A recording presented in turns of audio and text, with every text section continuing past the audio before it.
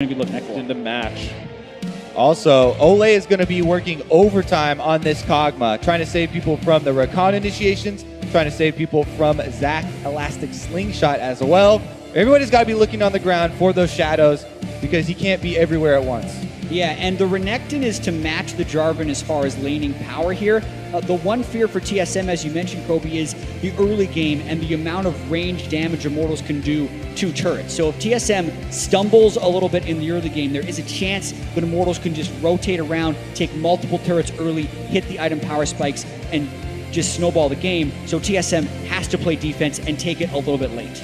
See if they can get that late game coming online with the Kassadin and everything else. Use your lineups on the screen one more time, and a wonderful Boston crowd ready to cheer on their favorite teams as TSM and Immortals take to the Rift for game number 2. TSM's duo keeping the same champions as before. Immortals running 5 different if you count moving the role around. Quick shake of hands for these two coaches. Song new to the lineup and has certainly transformed the Immortals into a force to be reckoned with. But TSM may not be swayed. 1-0 up in the series, best of 5.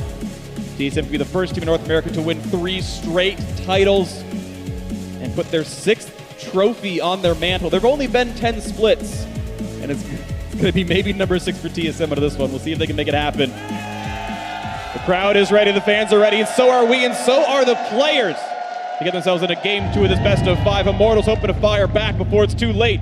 Game 2 hitting the Rift.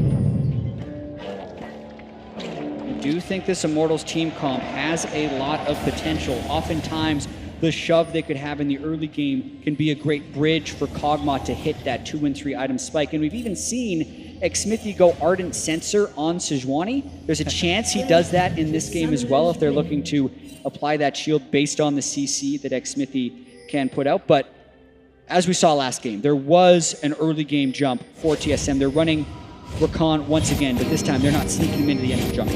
Yeah, and we'll keep a close eye on this early game, especially with Xmithie, with this Sejuani. I was talking to Zyrene quite a bit about the early Sejuani openings and the frequency now of them actually starting with this Hunter's Machete for the extra single target damage and just going single target camps to try and get that level 3 very early. Yeah. It actually does allow Xmithie to try and get out on that map and have an earlier presence than Zac does, who wants to get more levels in his Elastic Slingshot, and then once Bjergsen is level 6, he could try and target the mid lane. 2 CS for Pobeltzer.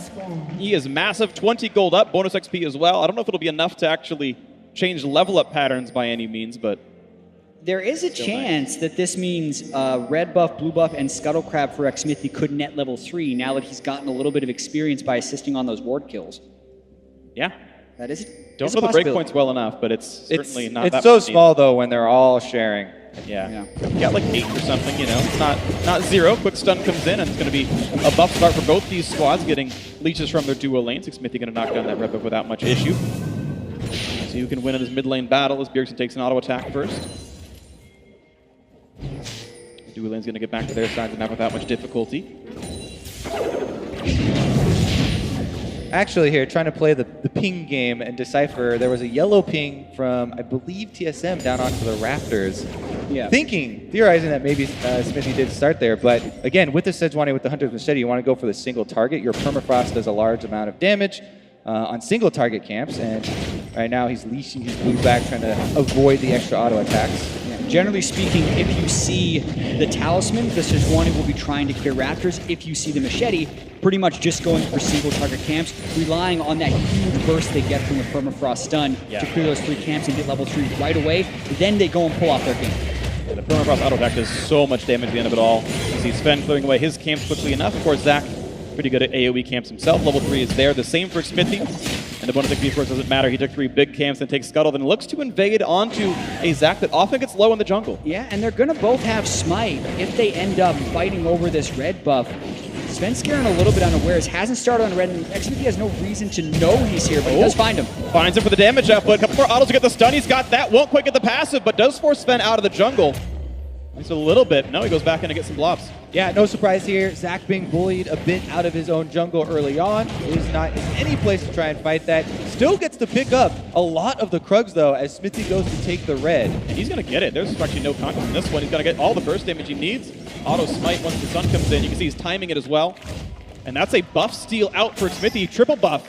3.5 minutes in. Yeah, but the gold for the junglers is the same because you get so much gold from the Krugs and the Raptors. So Xmithy trying to make the most of having pushing mid lane against Zach. Body Slam comes in, they get the dunk, and they get the first blood as well. Look at that, Xmithy getting the kill to Flame in the top lane. Xmithy in the early game, highlighted here, and Sejuani is able to grab the last hit on that kill as well. We'll see how quickly he can get back out on the map and use that gold. Yeah, I mentioned Sejuani, not the strongest early game champion. In the hands of Xmithy, though, I take it back. The 3 camp, all single target camps, getting the double buffs into this perfect dive. Well, Flame here deserves a lot of credit. He's level 4 on Jarvan, harassed Haunter down to 50% HP and pushed him under the turret in the matchup, able to really set this dive up. Really, really great stuff out of them. I'm checking, and I'm pretty sure it was a Doran's shield start from Haunter in the first place, and he still died despite a very defensive laning item. I mean, look at Flame CS already off to an extremely good start on that top side. So identifying that area of strength now, Immortals should continue to play around the top triangle of the map and have their bottom lane a little bit more defensive and just go for CS. Yeah, the 28th First Blood Xmithy has participated in regular season plus playoffs, the most of anyone in the LCS. So trying to put his stamp on this game, and I think you're right, Kobe, in going back for Haunter. One thing is they didn't burn the flash, so Haunter still has that. There's no ward. The pressure's going to stay on, though. No wards. They don't know that he's waiting around on this wing, and there was a couple of... Oh, gets spotted. Now Xmithy. Peekaboo! No dive to be had, and he spent his time going for this. His wolves are up right now, so he's losing a little bit of potential gold as a result, but no kill to be had. Nice little attempt. Flame goes in for the trade, gets some damage, but Haunter hitting it back pretty well.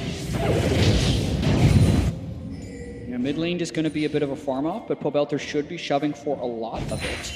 Svenskaren's here for a counter gank, potentially. Down, gets an Arctic Assault in and forces him away for this one. Bjergsen pretty okay as well, and still going to start on these Raptors. Would be careful. You've got a Smithy coming for you. Smithy with the casual 2v1 while the rest of his team cleans up the minions in mid lane. And Smithy's going to get most of the gold of this camp. No, Sven just walks in and attacks him a few times, shatters the Arctic armor and gets the permafrost hit as well, and Sven seems fine. Also, look at all the deep vision now Immortals are putting into the top side. Talk about top triangle versus bottom triangle. Immortals completely taking over this red side of the jungle, going for the counter jungle on the Krugs as well is an extremely high value. All right, well, be careful. Haunter's level 6, and it's a level 4 at Smithy, but doesn't want to pop the ulti. He knows Flame is around. But Haunter first to 6. Flame actually has to knock some minions down before he gets that ulti. Yeah, and looking at the goal between the two junglers, Xmithy only 100 gold ahead of Svenskeren, who's still clearing this Krug camp. So this has been a much different game plan for Immortals, and it was successful in the fact that it got first blood. But beyond that, not much has been gained for Immortals. Nice little trade as well by Bjergsen in the mid lane. He knew Xmithy was far away and got to go for an aggressive Rift Walk. But yeah, I gotta say, the top lane farm is within 3. As you mentioned, the jungle gold pretty close as well. And so despite a first blood being worth 500-600 gold, it's much closer than that in actual gold income right now. Sven on a ward. Flame should be fine here. You know, with that wave pushing, that Sven can always wait around, and Flame might not be allowed to get any farm. Smithy gonna find him. Immune to slows, grabs them all. I'll take those, please. Thanks, One buddy. of the best parts of Sejuani. And Malzahar. All right, knock up onto Ole. They go for the tank into this one. Ends up right back out. Look at the trade tower there. This is the kind of damage output the TSM duo has. Looking at that farm lead, plus 15 for TSM. Here comes the engagement as Redis Smithy wants to come around. Does not have the ulti, will land a couple of slows. One more hit gets the stun. Do they have the burst damage? They almost get Bjergsen, but he does get to Rift Walk away at 300 health. Summoner Spell Discipline wants to save that flash, was waiting on his Rift Walk cooldown and has Svenskeren in his back pocket to avoid this dive. Bjergsen is trying to maximize his farm without opening up the Corki to roam. A little bit of danger there as he is so low without teleport that Pobelter can roam to make a play. He doesn't have much mana, but he is heading down to the bottom side for some honey fruit here to refill. Very small window, but has to worry about Zach as well. Yeah. Knows that the threat does have his Valkyrie available and 270 mana to spend, so he's fine with that. Right now, Immortals are going to lick their wounds again. The farm deficit 13-ish for the Immortals duo. Certainly a much less strong laning phase with Cog and Tom Kench, but damage output can be there, and frontline continues. Pobelter can also join the fray. Nice knockup, but that's going to put him in turret range. He gets the shield, he's not in too bad of a shape. Out they go once again. Double hit 6 first, and Biofrost will be 6 shortly, so the potential for a play is there. Depends how well they're timing the teleports of Immortals as well. Flame and Pobelter both without, while Haunter does have his if a big fight breaks out, but that's only going to be true for the next 30 seconds or so. Yeah, a lot of recalls actually being synced up for TSM right now. They're not looking to play aggressively anywhere on the map with both jungle and mid lane in the base. There's something worth pointing out with TSM. Hans actually took the reduced summoner spell cooldown mastery, so he's got 45 seconds advantage against Flame when TPs are matched. So I actually expect TSM to try to play around those windows more and more. They had done similar TPs before, and they're still in that window of Hans having TP and Flame not. Hunter has done a good job of stabilizing even after that first blood dive from Smithy. Just doing just fine in CS here. And as you said, ready with the teleport. They can answer very easily on the bottom side, but Smithy wants to bring it once again back to the top. Finds a ward though on the way, and at least it's a swing of 105 gold for killing one and removing the other, but still an equal gold game right now, and Sven waiting in the wings. He's gonna find Flame. Woo, nice little juke on the auto attack. Means not a lot of follow through. Gets rid of the passive, and here comes Corky! And he gets pushed right back in though with the let's bounce, pulls him to the turret, stays alive. Smithy now part of the fray. Be careful. TP up, you can't kill him. Towards the turret, but there were minions there already. Hunter flash! Oh, they got him in turret range! Absolute perfection out of Hunter! That was so immaculate! The train kill comes in, but watch out, the CC is coming across, and it's more kills coming up. The ulti in doesn't really matter. A 3-for-1 advantage TSM. They completely crushed that fight under the turret. Oh my goodness, Hunter goes down in the end, but he nabs the kills before he does. Big play. What a massive defense there for TSM. And much like in game one, it's Immortals trying to walk into TSM and TSM being ready for it. So Svenskar misses the initial skill shot, but then as the package comes in, times the ultimate just right, grabbing both of them into turret range, flashing afterwards to buy time for Bjergsen's arrival. Immortals is confident because they have Ole coming up the river, but the flash done from Hanser, huge. Then Ole comes in as well, arrives on the top Kench, but it doesn't matter. Bjergsen is here, nice AoE combo there, and Ole arrives just to die. And Svenskaren being low at the turret doesn't matter. He still has Zac passive, and because Hanser had saved his teleport, there was no way to kill the Bloblets if you do a dive like that, as long as Bjergsen is coming up the river to threaten. So just a very good execution of a defense there by TSM. Immortals very eager to try and continue to pressure on this top triangle, continue to get more out of the TSM jungle, but definitely paid for that one. And now it's a healthy gold lead in the early game for the TSM squad. Bottom lane, earn theirs their own. Top side has kind of righted itself. And it is going to be the wit's end rush out of Cody's son. Nothing else builds out of those items he's got in his inventory, so he's going to go for the magic shred. Speaking of that, Bjergsen shredding out some of the health bars of Pobelter. Got about 400 on that Corky right there as he pokes back and forth and doesn't want to take another null sphere to the face. 1200 gold to TSM. Nice knockup. Just kidding. It's Ole who pulls him away. Puts him back in the belly. Out they go. Foul blast works so well. Such a subdued pace in the bottom lane compared to game one, where they just get to play with a 2v2 down there instead of having jungle intervention all the time. And again, just stopped out by Ole. That's an ulti down and really no damage to speak of against Cody's son. Some disrespect, but here comes the attempt. But with getting away with the Valkyrie, just had the mana pool for it. And gets Svenskar at half HP, but there's no one around to stop him. They did see, I believe, Smithy up on the ward that's in their own jungle. So they know that Smithy, has passed by the top side. And that's why Svenskar goes for that dive in between the two turrets. Flame still wants to battle up against Hanser in this one. Going to see what kind of damage he can deal, because now Smithy's in the fray and he's going to start stacking up the possible stuns. The flash and chase with the W, they're going to get the damage out, but the stun going to break as well. And despite the ulti pop, he's got no way out. I believe the ulti even popped for Smithy to guarantee it comes through. Yeah, he was getting the double freeze there, and the only way to do that is to hit with your first one and then use the ultimate to get the second stun. So Smithy did that just right. Will they try and actually stay at the turret for first turret gold? TSM are taking the opportunity to start a dragon in trade. No, a 13-minute ocean break, not bad at all as the wave comes in. This should be the turret dying on this wave, which is why they're keeping Smithy around. We know there's no rotation coming out for Bjergsen, so it'll be a trade of first turret for a fairly early ocean trade. As the Immortals have put so much pressure towards Flame, trying to have him win his matchup. The gold shred across the two.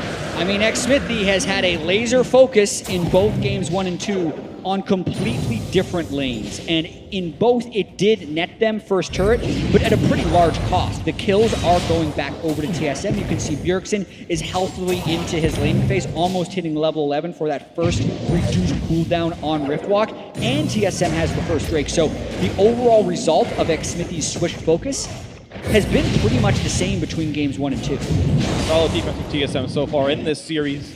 Right now, though, tied in gold, and recall sitting it safely for a lot of these players. Kog'Maw back in base. Cody Sun gets his wits end.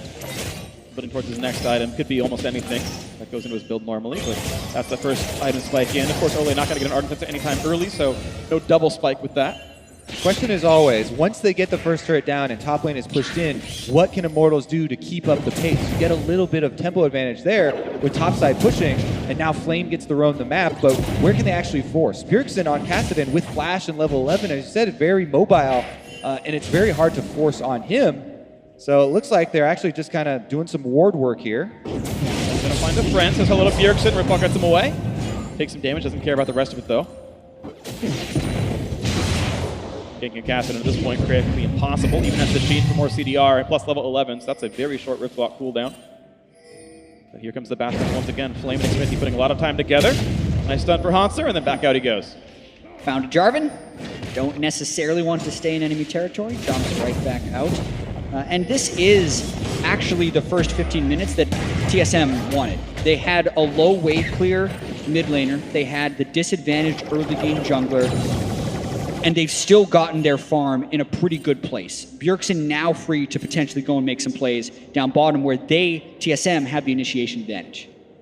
So the next play ends up being then as this, again, Kassadin online, can get the wave clear going. Smithy over the side. You see Poels really trying to bait in something, saying, please trade with me, use Riftwalk. He won't do it. Bjergsen, no, he goes in for this one, but this time he's out of range of where the Sejuani could be, and Riftwalk is back up. You can see he just wins these trades against Pobelter. Porkers do not want to delay their Hex Drinker, or sorry, delay the Trinity Force with a Hex Drinker, so no MR yet on him. Funny too, both junglers waiting for the other to gank there, watching the mid lane trade. He who makes the first move in those situations can be punished. There goes Fed. Blocks out the Valkyrie, but doesn't land the knockback just yet. Looks for the next play, though. Pulls the next Smithy. Here comes the big trade in towards Pobelter. But of course, flash out. The stun's going to land, though. They're going to land it all together. The TP is up, though. They can buy some time. Do they use it? Yes, they do. Teleports come in from both, actually. And they're going to see what happens to the bot lane now as he chops up one, but can't get the kill. The trade on the Zac in the mid lane did come through, but at the end of the day, it's TSM again. They both TP'd to try to stop it. Hanser shows up, but gets not much for it. Still a big play down bottom 2v2. Everyone on the map fighting at the same time right there, but Svenskeren pulling Xmithy in is exactly what Xmithy wanted during that fight. So now they're trying to push mid, but TSM, since they won the bot lane fight, are roaming up. And Cog can't join. Just a 4v3 if an engage does come through from Hanser. There's got to be some respect out of Immortals, but it's actually Riftwalk backwards, so no engage to be had. Well, they see Biofrost heading up and trying to clear all these wards through the jungle, but Double Lift is headed back to the bottom lane. It looks like the action will dissipate for now. Immortals, though, could want to stick around for some turret damage, and that might be punished. And we'll see.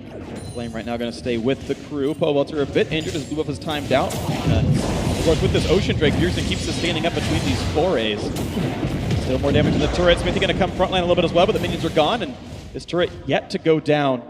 That poke's still adding up. Yeah, and they know they burned both teleports, and they had both teleport users defending and forcing them back to recall. So if these recalls complete, Immortals knows they can finish that mid turret. I'm going to stay, but that's going to be kind of the risk, though, is lots of gold in their pockets. As TSM resets, they've got better items, so yes, this turret will fall, and perhaps Immortals were grabbing it here 2-0 in turret's 500 gold lead, but they've still got to use that gold at some point. They haven't backed in a while. A bit of a stun and a Biofrost, so the chase continuing for Xmithy. No ulti quite yet available. The slows are landing. They might get in the flash force. The dunk, though, still going to come through from downtown. Flame takes him out. They're going to have gold, and they also are going to have map territory here. With all the outer turret advantage to Immortals, they're going to be able to get those deep wards, see TSM's movements, and continue to go for picks just like that one. Yeah, the Rift Herald sack of time from TSM as well is opening up Immortals for the third turret.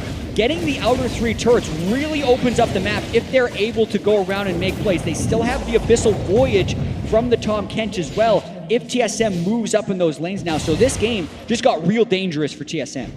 It did. 1,700 gold lead. Immortals going to start cashing in that money. Watch this mid lane fight again from way back when. Once again, as we talked about, the one that goes first here can be punished really heavily in these plays. Svenskeren has to flash ultimate out there, but Smithy nails him with the double stuns, and they're able to clean up that kill. Even after the teleport does delay it, he's still going to be in range, and Flame saved his dunk there. Looks like he got 4 points in the last couple minutes. Some miscommunication by TSM, only needed one of those teleports to channel, and then as Immortals was trying to join, And they're going to catch him again. Hot out in the top river. Zach, one with the earth again. Xmithy's Sejuani has been very clean this game. He's consistently getting the permafrost stun and then getting the ultimate off. You have to be really ahead of the play in order to make that happen, obviously, because you have to get close to them, stack up the stun, detonate it, and then hit the second. But it's so much more damage from the combo for him, and it's setting up most of, if not all of Immortals' kills. It's such an interesting race here because Immortals are playing to their comp. There's the flash out. Bjergsen has the ulti up in a couple seconds, and he's going to be safe for that one. But still, look at this damage in the turret. Immortals really turning up the pace. Definitely pressing ahead. They continue to find the picks. They continue to pressure for turrets as well. And for shields, turret's still going to fall. That's 4-1 in turret. TSM duo got theirs the bot lane. They had won the lane. They deserved that, but Immortals pushing farther ahead. TSM's bottom lane is kind of the shining hope for them. Double Lift and Biofrost have been the ones earning the advantages. They've taken the turret now so they can join the rest of the team. We'll see if it's going to be enough to keep them safe. The Immortals Death Squad has been on a roll. And TSM has to find a way to get vision of Xmithy or Flame. Those are the guys who are making the plays start for Immortals. And Svenskeren is way off counter jungling when this play actually starts. It's the Abyssal Voyage that cuts him off. Cody-san and Ole fly in. It changes Svenskeren's direction, gives enough time for Pobelther to get close. Ole then flashes for the slow, and pretty much it's just a numbers advantage. The whole reason Immortals gets that kill. TSM, though, back on the map. They're rushing down for this Cloud Drake, and they should be able to add this one without much issue. So another non-combat Drake added to the mix, but it might help them get into or out of fights sometime later on. The Golden lead, I should say, still remains for Immortals. And TSM kind of trying to stack advantages up for the late game. Bjergsen starting the split push with teleport right now. A heavy focus on the Rift Herald as well as the Drakes. The Drake buffs never go away. The Rift Herald's going to have to be used in a few minutes and probably won't net them much with the map pressure Immortals has, but they're definitely in a holding pattern right here. And the one thing that did give Immortals such pressure to take those last few turrets was when TSM tried to get aggressive, whether Svenskeren was initiating or trying to counter jungle. So TSM actually needs to play a little bit more passive until they can find the right fight. And Immortals trying to make sure they can line up their lanes appropriately. Both teams this time around running double teleport. Flame right now tasked with handling Bjergsen. Both are going to be maybe holding the other side of the map or joining with the crew. Right now it's a 1-4. And they're going to let bot lane be pushed in by Hanser if he wants to. Immortals now grouping up around this Baron. It is available. Hanser does have TP. Control Word of the Pit means TSM now blinded in this side of the map. This is how they found their success. Grouping up, roaming as the four-man squad, finding picks on the lone TSM members. But now Bjergsen catches sight of them. TSM can play accordingly. He slips into the Baron even to clear out the vision they just placed. And it's worth pointing out right now that even though there's an Ardent Sensor done for Biofrost, Double Up has not recalled in a very long time. He has a couple thousand gold in inventory right now. Cody-san's already got his Hurricane Spike. Mid lane gonna be pushed in, but if there's a fight happening, Double Up is under-itemized right now.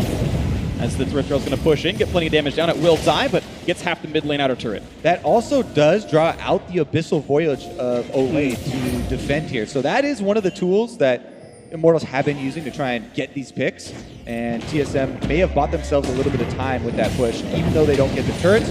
Smithy wants a piece of Svenskeren, but he'll just have to settle for chicken.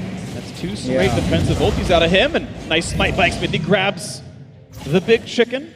This smite's going to be back up before too terribly long. They just can't rush Baron just yet. Looks to be engaged, though. Actually, Sven wants in. Gets a bit of damage, knocks him together. Here comes the charm, the knockup as well. The rest of the team going to join in. TP coming in just now for Flame. Do they have the damage over the big storm? Going to rage on, do plenty of damage. Sven right back into the mix yet again. Find the storm knocked out, and now into Bloblets.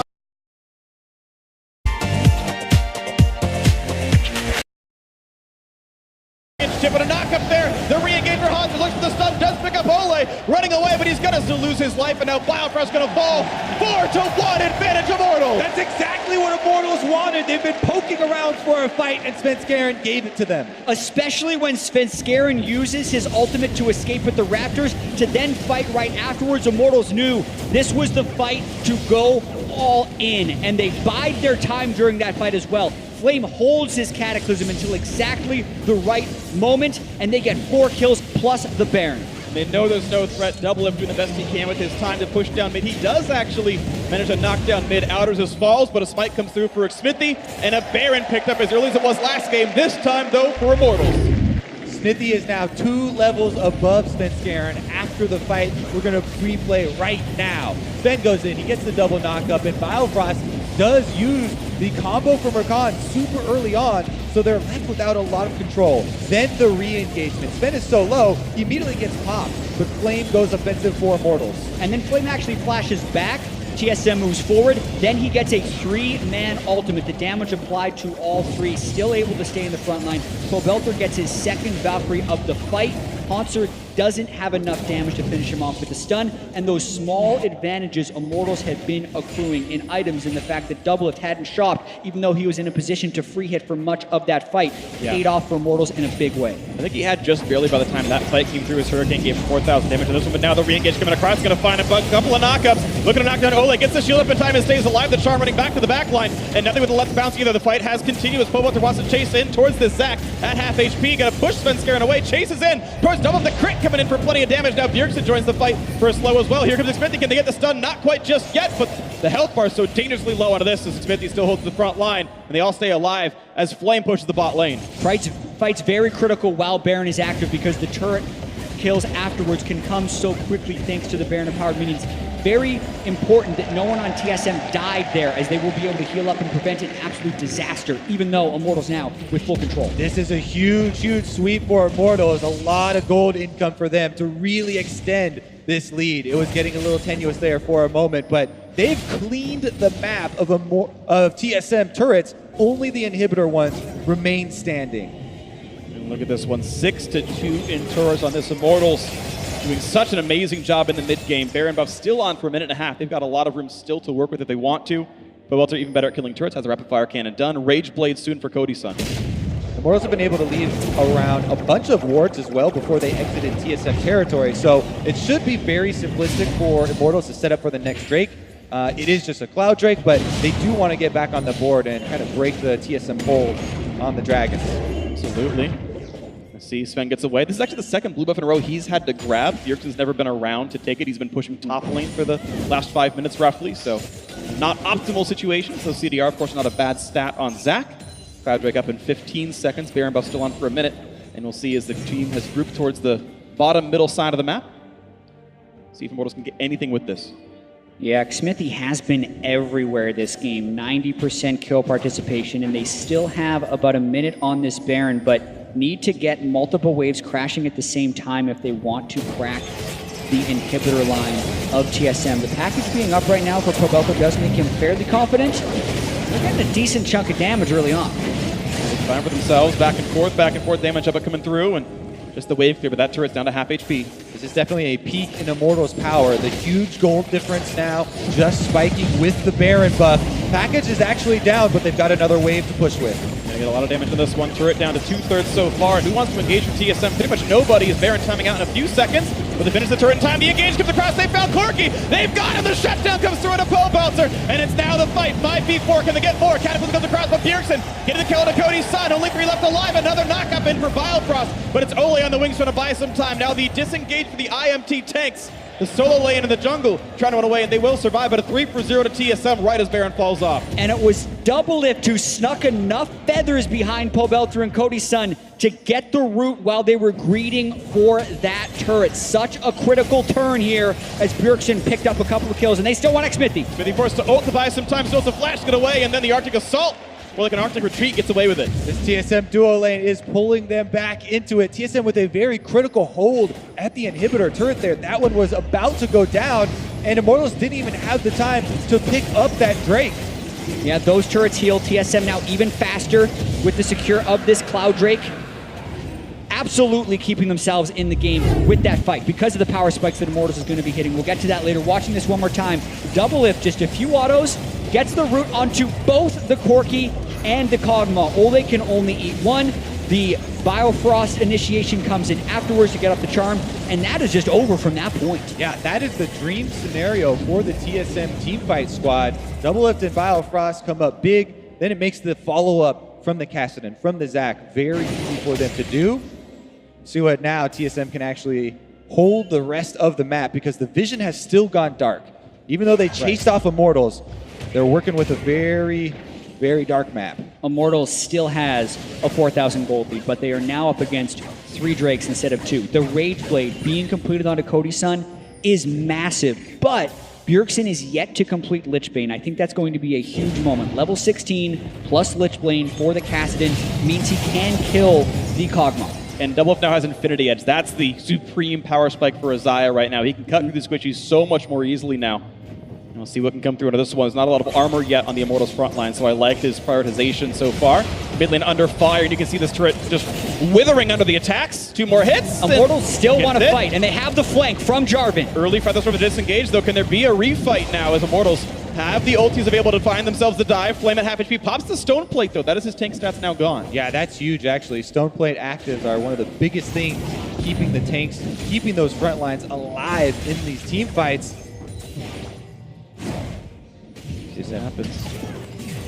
A bit slow, 3,000 gold difference. Out goes Bjergsen. Ardent Sensor done a while ago for Biofrost, gets those buffs in.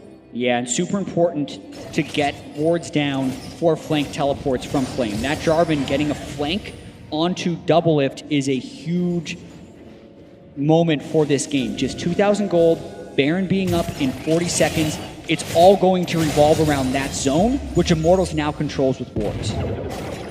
They can bait the position properly. It's easier for us as spectators to see what they're doing, what they're not, but TSM often will have no idea. But once they're able to push in top first, this will create even extra pressure. There's always the option to forsake Baron and push top instead if the wave gets to the right place. You can see Immortals, via the vision deficit, able to push the waves first. They have even more room to work with, as at some point TSM have to walk over here and take these minions over. And that gives time for Immortals to ward or sit in fog and look for the next play like this. Biofrost can't go much farther. Sven's going to be the one to go in front. And you can see that could have been a knock-up onto a support. That could have been a kill, but Sven was the intelligent one to go forward. Wards fought back and forth as TSM control their red buff, but not much farther. Bjergsen making some headway down on the bottom side with the split push. But Immortals just really focusing on controlling the vision around Baron and leading up to it. Now he's even coming in for a flank, but he's passing over wards as well. The attempt, and they know it's a fog of war. There's no guarantee this is happening. Blue Trinket used the right time. Sven is around the wings. Can Ole stop him? He's not going to go for it just yet. And they're going to get the elastic slingshot to come out. He is going to dive into this one. Here comes the team fight. Flame's going to disengage. Nice knock him out of the back lane. They pull in Ole. The counter goes to pull him right back in. Look at the damage of it. They've knocked down Biofrost. But the fight continues with Ole dropping out of health. But no, a double kill first. In the back lane, trade it back. It's all the damage on a Hanser. Staying alive, but it's Cody's son still able to hit. And he's killed everybody on this one. Only 2 dead for Immortals. The ace coming through cleanly, and Baron is a formality. Full stack Rage Blade Kog'Maw is not the one that Bjergsen goes to assassinate. The double marksman, Bjergsen killed Pobelter, could not get Cody's son, and Ole just ate all the damage at the start of that fight for the front line of Immortals.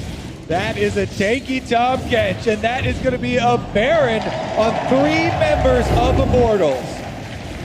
Watching this one more time, Svenskeren makes the choice to go for the fight. He doesn't get the knock-up and ends up taking a lot of damage. And Biofrost's initiation was beautiful. He gets a 4-man charm, but is killed on the way back out. Instantly taken down on the retreat, and Double Lift as well gets locked up with Svenskeren. Once Double Lift is down, Bjergsen's the only big damage threat that Cody's son has to worry about. They kite out Hanser, and they take him down for the ace. A red buff and 100 magic resist makes it a little bit easier to stay alive against that Kassadin. And you can see almost 6,000 damage out of Cody's son. Only now getting lifesteal for himself, but he has the Cutlass. Just not enough damage can be dealt by TSM to break through everything. Even with dying relatively early, Double Lift still pumps out 4,000 damage in that fight. Critical to note, he still has Flash, as does Pobelter. So the next assassination attempt on him, if he's not chain CC'd, he should be able to flash away from. Immortals already heavily weakened this bottom side turret though, and they're returning to the site of the team fight. TSM were able to sneak through the feathers. See if they can do it again. Only a couple of shots left. So that's the turret falling, so there's a lot less distance to cover. The first blade color already used. Now the inhibitor open, and normally a team will not defend when the turret's already gone, but they're going to go for this one. Knock him out of Ole, let's bounce. Only pulls in the support, though. He's going to pop the shield, stays alive. A nice storm comes across. That's going to be the first kill. And Hanser's dead. There's no backline threat anymore. As the second kill comes in, Rakan is gone. And Immortals with the double kill on Cody's son, looking to make it keep happening. But it's a knockup with the flash from Flame on a Bjergsen. 3 kills so far, and it's only the backline left, and he can't do much with it as the double actually came through for Flame. And Double can now only watch as suddenly it's going to be Immortals picking up the kills in the Nexus turrets. Looking to knock down the minions 5v1. I'm not sure he can do this one. Brothers from the buy some time. Wants to kill Flame. No blade call yet to be had, though. And Pavot's looking to kill him. His ex-teammate from 2 teams ago under the turret. As the turrets fall, the Nexus now laid bare, and Immortals gonna tie up the series 1-1, hoping to be and gain that first championship. We have ourselves a series here at the TD Garden. Immortals have arrived. That was such a strong performance by xSmithy, completely changing his goals from game 1 to game 2. Does get kills in the early game, but specifically finding the mid-game fights. They could not get good initiations onto TSM in game 1.